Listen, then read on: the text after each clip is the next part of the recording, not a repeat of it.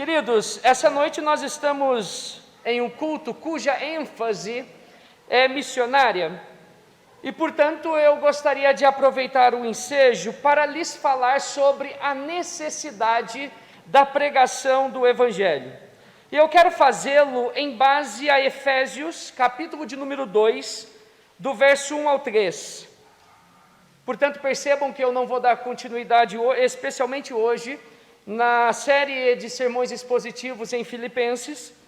Nós vamos ler esse texto, explicá-lo e extrair desse texto alguns ensinamentos práticos para a nossa vida no dia a dia.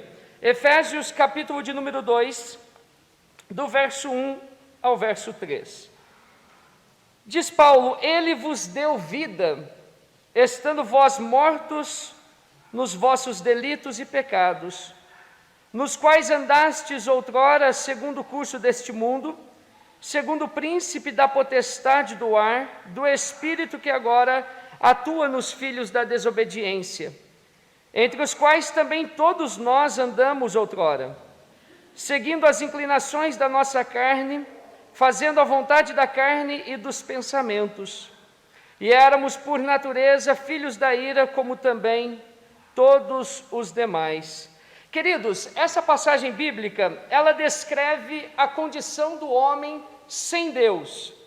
Em outras palavras, o que Paulo diz aqui pode ser sintetizado na ideia: todos os homens que não pertencem a Deus, eles estão mortos espiritualmente. E nesse sentido, a situação do homem sem Deus, ela é desesperadora, porque ele está descrito aqui como alguém filho da ira, destinado a sofrer o castigo de Deus.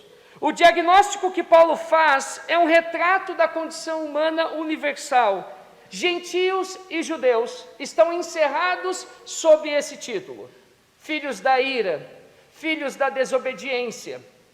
Gentio aqui é todo aquele que não é judeu, portanto toda a humanidade está encerrada sob esta definição.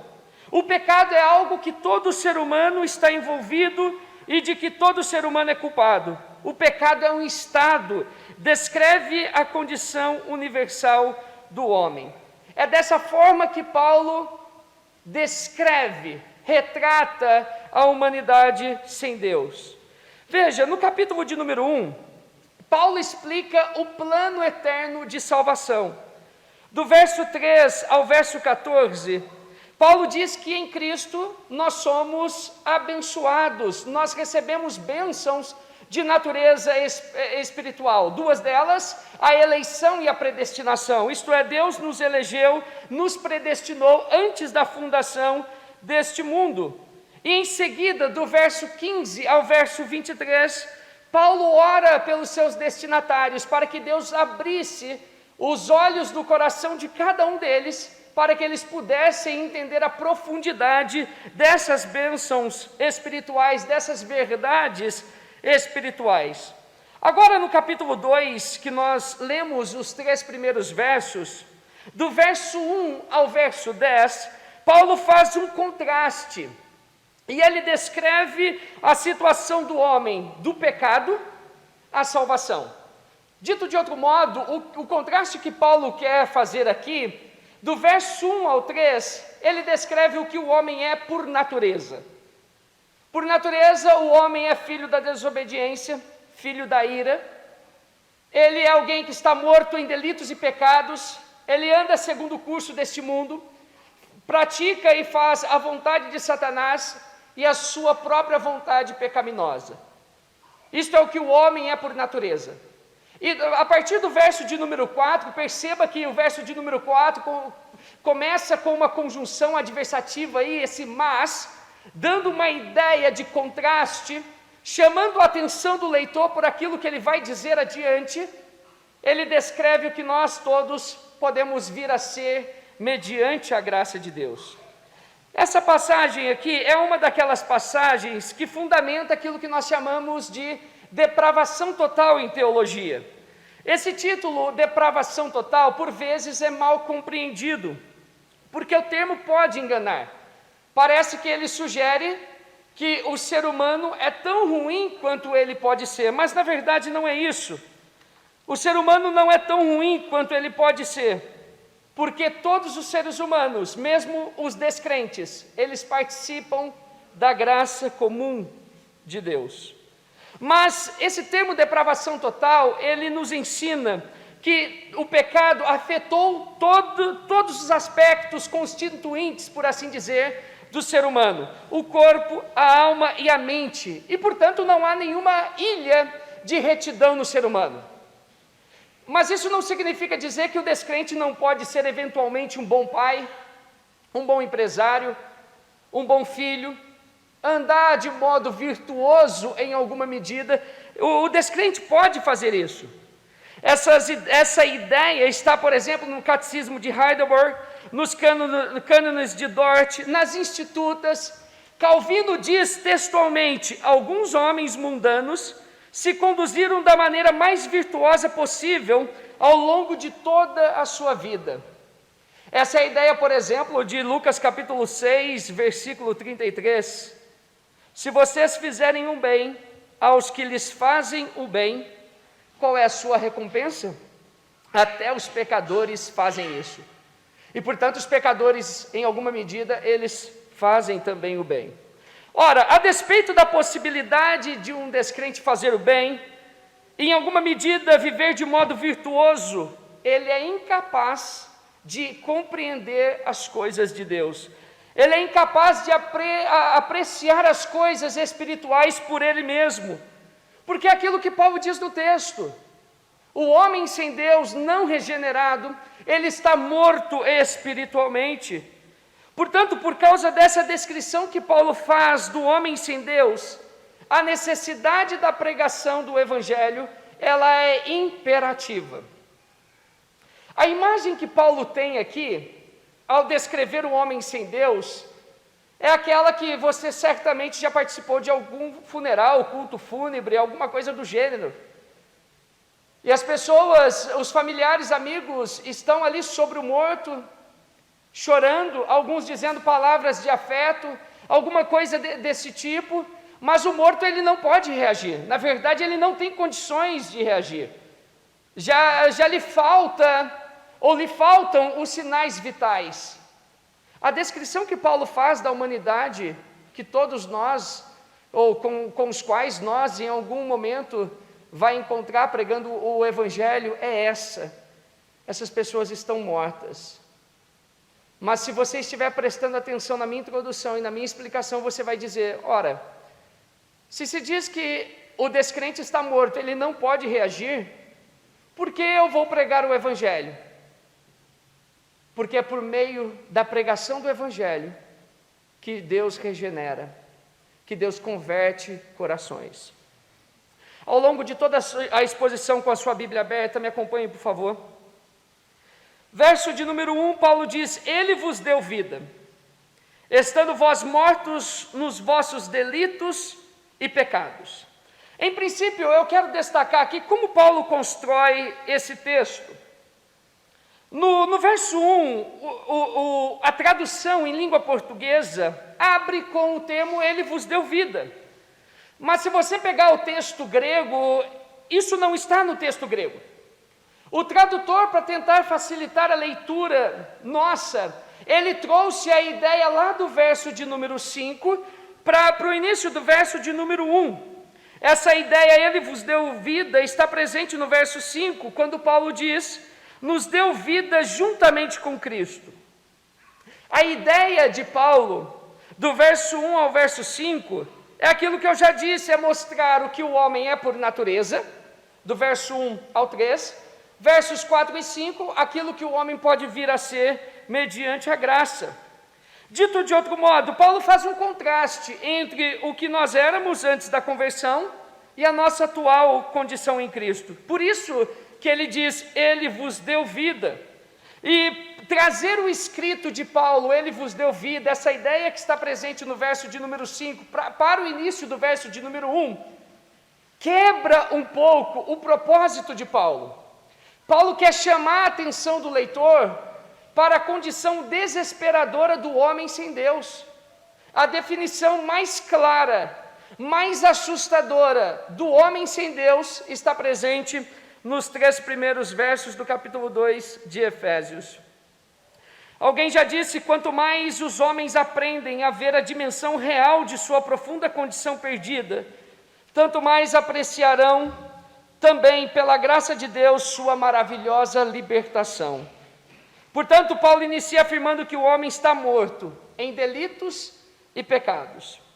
Embora ele trate inicialmente dos gentios, ele vai colocar os judeus sob a mesma definição. Essa é a situação não nossa, tá, meus irmãos?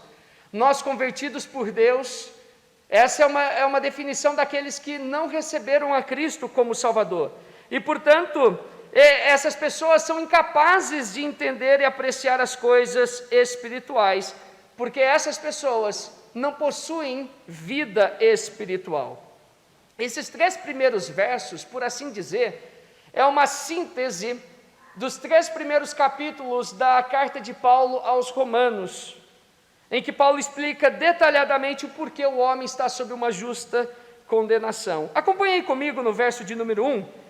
Paulo utiliza 2 termos para descrever a situação do homem sem Deus. Ele diz delitos e pecados. Veja, o termo delito no grego é paraptomásin.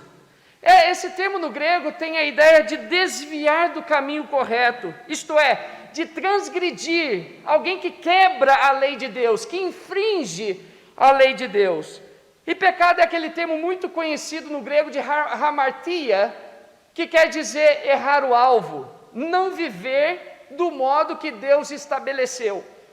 Com esses 2 termos que são sinônimos, têm a mesma ideia, estão dentro do mesmo campo semântico, isto é, estão dentro do mesmo campo de significado, ele descreve a situação do homem. O homem sem Deus é alguém que quebrou a lei de Deus, que infringiu a lei de Deus, que não vive segundo aquilo que foi estabelecido pelo próprio Deus.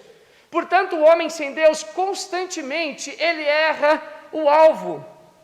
E ele vai explicar no verso de número 2, por que o ser humano sem Deus erra o alvo. Veja, esses 2 termos indicam, portanto, que o erro do homem descrente, não regenerado, é de não viver à luz do padrão estabelecido por Deus. Foram feitos à imagem de Deus, e como filhos deveriam viver como pai, mas se desviaram do caminho correto. Parece-me que Paulo está usando como ideia por detrás a descrição daquilo que aconteceu no Jardim do Éden. Os nossos primeiros pais, eles pecaram, eles erraram, havia um padrão estabelecido, e eles deveriam viver de acordo com aquele padrão, mas eles quebraram a lei de Deus, eles infringiram a lei de Deus, eles erraram o alvo, e portanto não viveram do modo que Deus os mandou. É uma descrição verdadeira que indica a condição atual do homem sem Deus, isto é, morto espiritualmente. Por que o homem sem Deus vive constantemente errando o alvo, infringindo, quebrando a lei de Deus? Verso de número 2, diz o texto: nos quais andastes outrora, segundo o curso deste mundo, segundo o príncipe da potestade do ar, do espírito que agora atua nos filhos da desobediência. Veja, Paulo inicia o verso de número 2 fazendo referência aos delitos e pecados. Veja, o verso de número 2 abre com os termos nos quais. A pergunta do leitor é quais? Está no verso de número 1, ou melhor dito, esses quais estão no verso de número 1, delitos e pecados. E portanto Paulo diz, nos quais, em delitos e pecados, andastes outrora. Veja, o verbo andar aí, de forma recorrente ao longo do Novo Testamento, quer indicar estilo de vida, o modo da pessoa viver. E portanto Paulo está dizendo que o estilo de vida de um não regenerado é viver em seus delitos e pecados. A ideia desse termo é expressar um estilo de conduta diária. Veja, esse estilo de vida está fundamentado, diríamos, em 3 fatores, cuja autoridade é contrária contra Deus. ou é contrária a Deus, melhor dito. Quais sejam? Os dois primeiros estão no verso de número 2, e o terceiro está no verso de número 3. Verso de número 2, Paulo diz o mundo e o diabo. E no verso de número 3, a carne. O mundo aqui, queridos irmãos, não é sinônimo da natureza criada por Deus.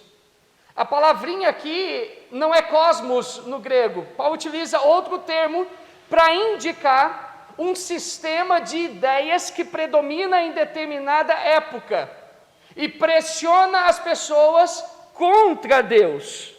Talvez a ideia que esteja por detrás desse verso, desse termo, seja Romanos capítulo 12, verso 2, em que Paulo diz: e não vos conformeis com este século, mas transformai-vos pela renovação da vossa mente, para que experimenteis qual seja a boa, agradável e perfeita vontade de Deus.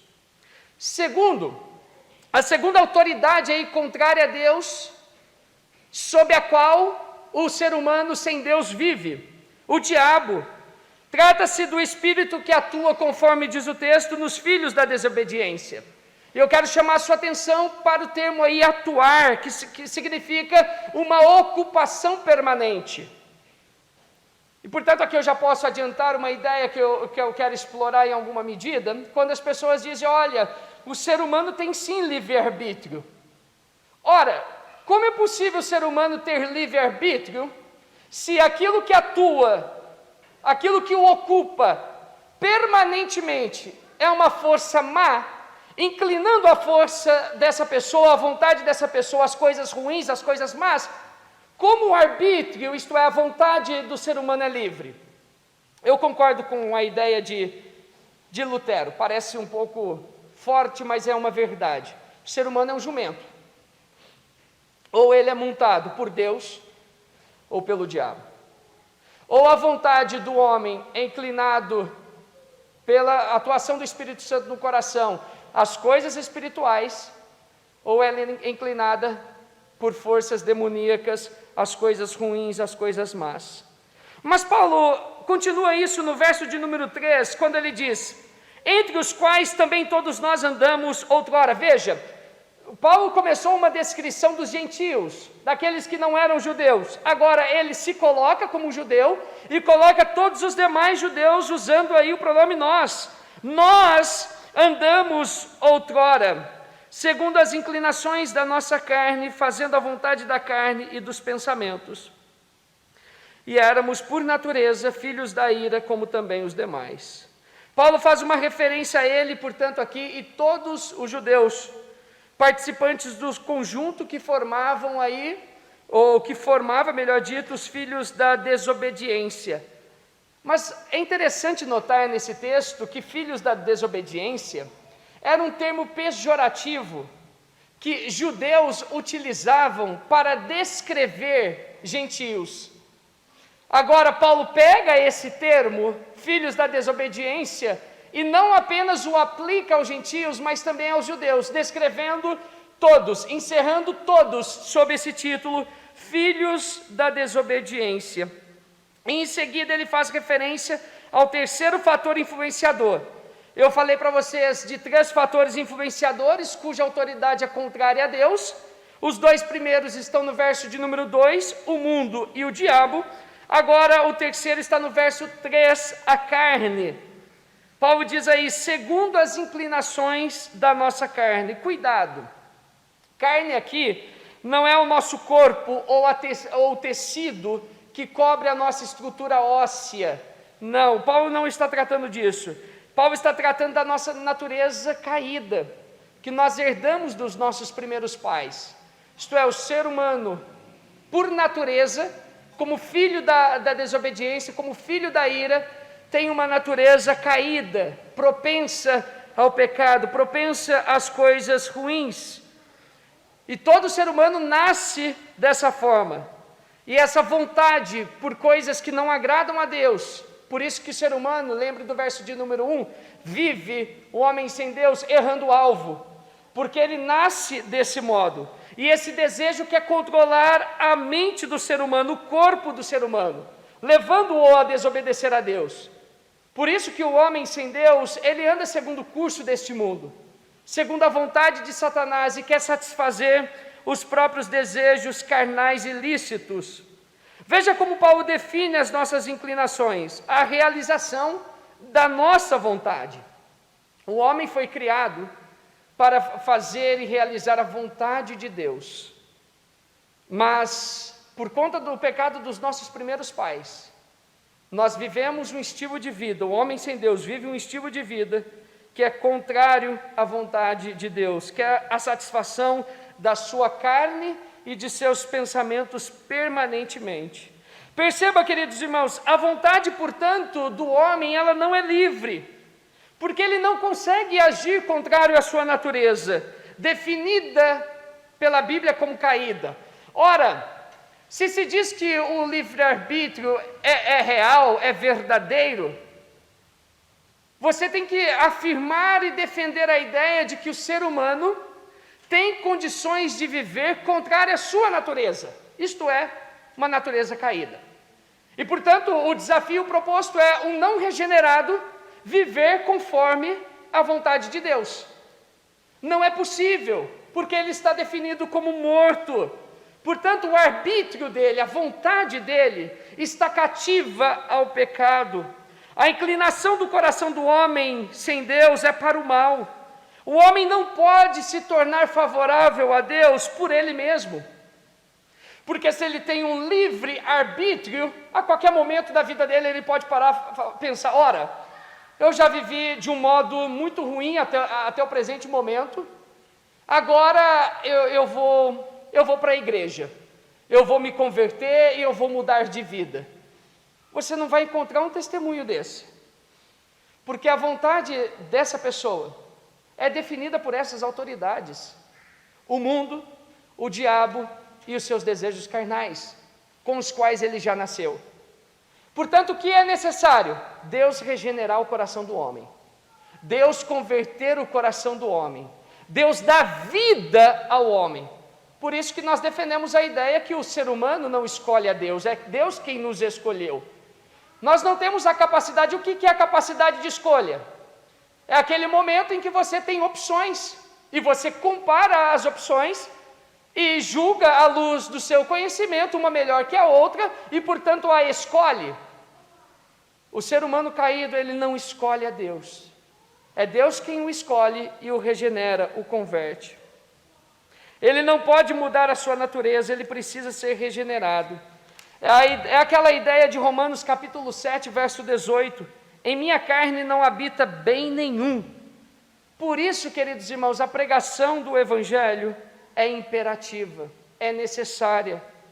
Nesse sentido, o ser humano é depravado, porque ele segue seus próprios desejos carnais, ele faz a vontade da carne e da mente. Vamos colocar isso em outros termos: o homem não convertido, ele vive para agradar os desejos da carne e do pensamento. Por isso que a nossa sociedade, ela é hedonista. Hedonismo é um termo que nós usamos para descrever uma sociedade, uma pessoa que vive para agradar os prazeres carnais ilícitos. O que as pessoas querem? Festa, curtição, sexo, drogas e por aí vai. São pessoas que estão vivendo para agradar aos desejos carnais, para fazer a vontade da carne. Portanto, suas ações, as ações do homem sem Deus, são ações pecaminosas, porque os seus desejos são pecaminosos. O homem sem Deus é escravo do pecado. O homem sem Deus, ele não tem livre arbítrio, nem aquele com Deus, claro. Livre-arbítrio é uma doutrina que não encontra fundamento na Bíblia Sagrada, mas o homem sem Deus principalmente, porque os desejos desse homem são desejos pecaminosos. Ele se tornou um escravo. Escravo é aquele que não faz a sua própria vontade, mas a vontade de outrem. A vontade, portanto, do homem sem Deus é a vontade do pecado. Ele é um escravo do pecado. Alguém já disse que o ser humano anda com o pescoço na coleira do diabo e no cabresto do pecado. Essa é a situação do homem sem Deus, desesperadora.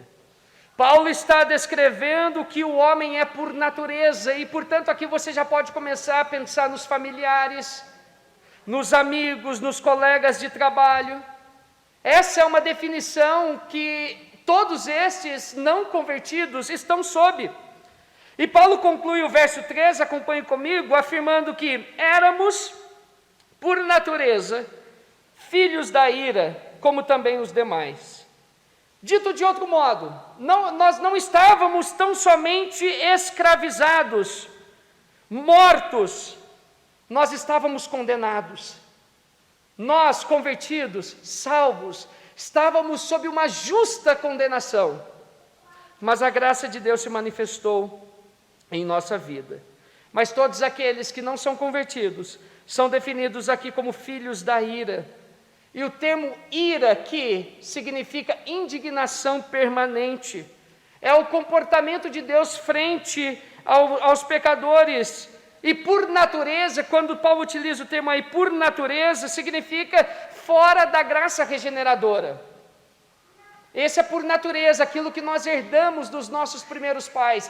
Por natureza nós somos, ou melhor dito, nós cristãos, eu quero fazer uma distinção bem clara, éramos filhos da ira, filhos da desobediência, mas aquele que não é convertido está sob esta definição. Essa é a condição natural da humanidade como descendente de Adão. A ira de Deus é a sua reação pessoal frente a qualquer pecado, qualquer rebelião contra ele. Paulo está descrevendo o ser humano aqui como um objeto de indignação permanente no estado pré-cristão. Por isso que eu e você precisamos pregar o Evangelho. E pregar o Evangelho nesse contexto, permita-me ilustrar desse modo, é como se você fosse ao cemitério da cidade e começasse a dizer algumas palavras naquele ambiente. Surtiria inicialmente algum efeito? Nenhum, porque aqueles que estão ali estão sem os sinais vitais, não podem reagir. E quando você prega o Evangelho a uma pessoa, talvez você já teve essa experiência, mas o meu parente ele não quer ouvir. Eu falo, ele não quer ouvir. Em realidade, não é que ele não queira, ele não consegue te escutar. Ele te escuta biologicamente, isto é, a informação que você dá a ele, ele processa, ele raciocina, mas não desce ao coração. Ele não entende essas verdades espirituais. Essa é a descrição. Eu e você, quando pregamos o Evangelho nesse mundo, estamos pregando a um imenso cemitério. Familiares mortos, amigos mortos, colegas de trabalho mortos, todos estes mortos espiritualmente. Qual é o incentivo da pregação do Evangelho? É que Deus elegeu um povo para si. De dentro desse cemitério, dessa humanidade caída, Deus escolheu um povo para si. E quando nós pregamos o Evangelho, Deus vai chamando essas pessoas e vai regenerando, tornando o coração delas favorável a Ele. Amém, meus irmãos? Queridos, eu gostaria de extrair desse texto pelo menos duas aplicações. Eu expliquei a vocês o que esse texto significou para os leitores originais, os membros da igreja de Éfeso, e eu quero extrair dois ensinamentos para a nossa vida prática, contemporânea. Veja, o primeiro, veja como Paulo descreve a situação geral da humanidade para a qual não há exceção. Judeus e gentios, toda a humanidade está descrita, está caracterizada aqui. Eu e você, por exemplo, estávamos nessa situação desesperadora. Estávamos condenados antes de Deus nos comunicar a salvação. Qual era o meu estilo de vida e o seu estilo de vida antes da conversão? Era um estilo de vida em delitos e pecados. Nós não vivíamos segundo o padrão estabelecido por Deus. Nós vivíamos segundo o curso deste mundo, segundo Satanás e os desejos carnais. E, portanto, nós éramos filhos da ira e também filhos da desobediência. Mas eu quero usar o mesmo termo que Paulo utiliza no início do verso 4. Mas, teve um ponto de inflexão na nossa vida, isto é, um ponto de mudança, quando Deus nos encontrou. Não quando o seu livre-arbítrio agiu, porque ele não agiu. Se ele agisse, você não estaria convertido hoje. Porque a vontade de um homem não regenerado é uma vontade pecaminosa. É porque Deus converteu o seu coração, inclinou a sua vontade, antes pecaminosa, agora trabalhada pelo Espírito Santo, favorável às coisas de Deus. O grande amor de Deus nos alcançou e nos livrou da situação de condenação. Em outras palavras, nós estávamos no império das trevas, mas Deus nos transportou para o reino do seu Filho de amor, Jesus Cristo. Isso se deu como? Mediante a pregação do Evangelho. Alguém nos convidou um dia para vir à igreja, alguém falou de Jesus a nós, alguém nos explicou o plano da salvação, e mediante essa pregação, essa explicação, Deus trabalhou em nosso coração e nos converteu. Portanto, a necessidade da pregação é imperativa. Porque senão você vai descansar na ideia, ora, se se diz que Deus salva, qual é a necessidade de eu pregar, eu anunciar, coisa do tipo? É porque Deus diz em sua palavra que nós fomos enviados para isso, e Ele opera mediante a nossa pregação. É Ele que converte os corações quando nós pregamos. Esse é o maior incentivo, queridos irmãos. Não é a nossa oratória, a nossa articulação, como construímos o argumento. Claro, por vezes isso é bom, isso é oportuno, dependendo do ambiente que você estiver, por exemplo, num contexto universitário ou coisa do tipo. Isso é levado em consideração. Mas o meu ponto aqui é defender a ideia de que é Deus quem converte. Não é a nossa capacidade argumentativa, não é o nosso conhecimento teológico, embora essas coisas sejam relevantes. Me entenda bem, por favor. É Deus quem converte o ser humano. Portanto, não há pessoa a quem Ele não possa converter. Sabe aquele parente, aquele irmão, aquela prima, aquele colega, aquele amigo que não te ouve, continue pregando e orando por ele, porque Deus pode fazer a obra. Segundo, quão grave, irmãos, é a situação do homem sem Deus. Talvez, enquanto eu explicava, não sei se você se atentou bem ao texto e à explicação do texto, não há outra palavra para definir a descrição de Paulo, a não ser desesperadora. O homem sem Deus está nessa situação, ele precisa ser regenerado, ele não precisa de uma restauração ou uma reforma, ele precisa de ressurreição, de regeneração. Por isso precisamos apresentar o Evangelho como ele é. O pecador, o homem sem Deus, está caminhando para o inferno, é um miserável. Mas ao invés de fazer isso, alguns lugares, para o visitante se sentir bem, não se sentir constrangido, fala-se palavras que vão massagear o ego, vão exaltar o homem. O homem não precisa disso, o que ele precisa é ouvir a verdade de Deus. Você sem Deus está caminhando para o inferno. Quem diz isso não sou eu, é a Bíblia Sagrada. Você é um miserável pecador que precisa de um Salvador. Você está sob uma justa condenação. O homem sem Deus precisa entender a situação em que está. Ele precisa de um Salvador, portanto, faz-se necessário a pregação do Evangelho, uma pregação bíblica, clara e objetiva. Parar com a ideia de coloca o seu CPF aqui que vai trazer revelação. Tem que parar com isso é perca de tempo, quem faz isso é fanfarrão. O que as pessoas e o mundo precisam ouvir existe um Salvador, converta-se dos seus pecados. Nós precisamos mostrar aos pecadores, irmãos, a real situação deles, que é desesperadora. Portanto, é necessário pregar o Evangelho. Todos aqueles que não receberam a salvação estão descritos aqui. E o que pese, familiares, colegas, amigos. Você precisa encarar o seu familiar não convertido, o seu amigo, o seu colega de trabalho, colega da faculdade, como alguém morto, como alguém que precisa ouvir a pregação da palavra de Deus. Precisa que Deus regenere o coração e o salve.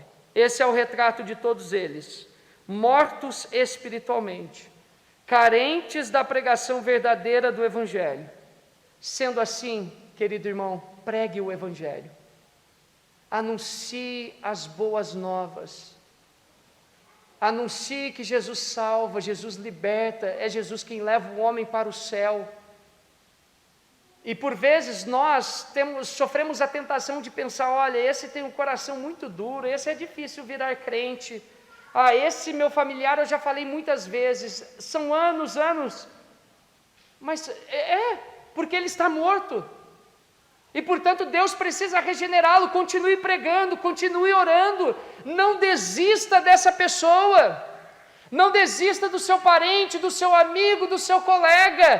Quem salva é Deus. O salmista disse, a salvação pertence ao Senhor, e não há coração tão duro que ele não possa quebrantar, não há pessoa tão dura que ele não consiga converter, porque a ele pertence a salvação.